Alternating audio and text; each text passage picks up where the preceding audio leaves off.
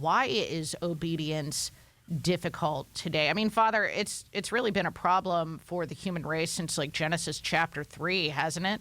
Yes, it has. It sure has. The whole question of obedience is today, at least, who is going to tell me what to do? And the answer to that in our culture is nobody. Obedience is a good thing because we live in a world that's hierarchical. There are people that are responsible for others, and that we trust that because of that they have our best interest at heart. And it's whether it could be in the family, it can be within the context of the church.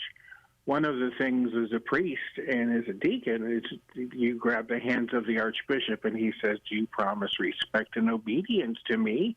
And of course, the answer is yes. And the reason for that is it for the good of the church, but also for the good of souls, including the soul of the person to whom the bishop is the teacher and the leader, that we trust that what they're doing is for good.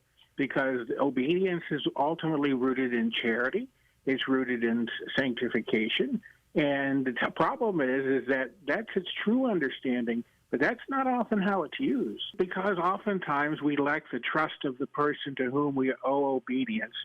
That obedience can be used instead as a way of badgering people, as a way of humiliating people, and not looking at what's good for them and good for the church or for the family, but simply it's a way for them to exercise their own ego. Like I said, the will to power. Nietzsche came up with that term. We abuse authority.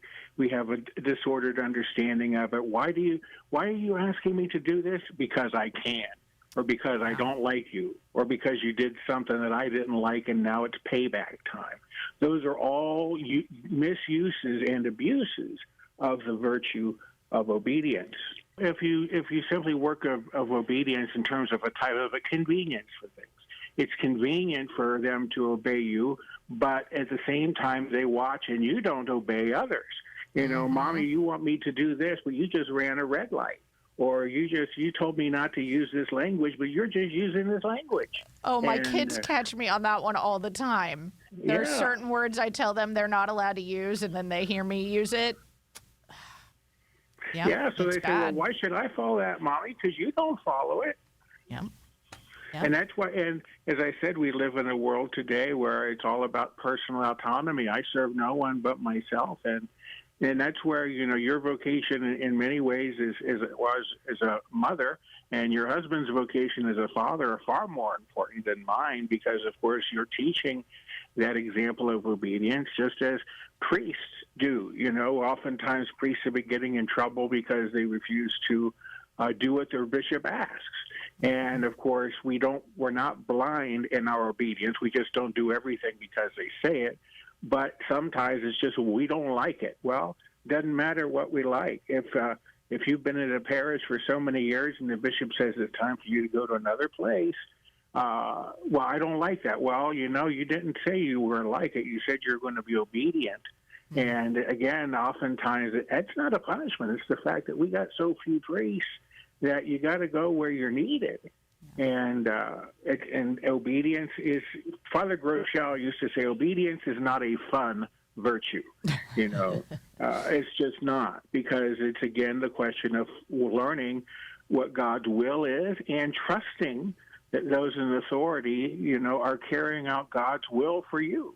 Yeah, and trusting that ultimately God's will is our ultimate good, which is union with Him. That's exactly right.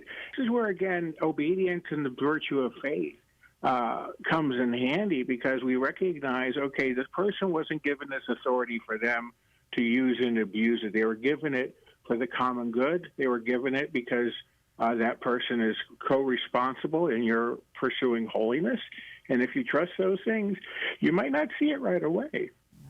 But many times in later years or something, you recognize, that one thing I thought is actually really what God needed for me, and I found my end to happiness.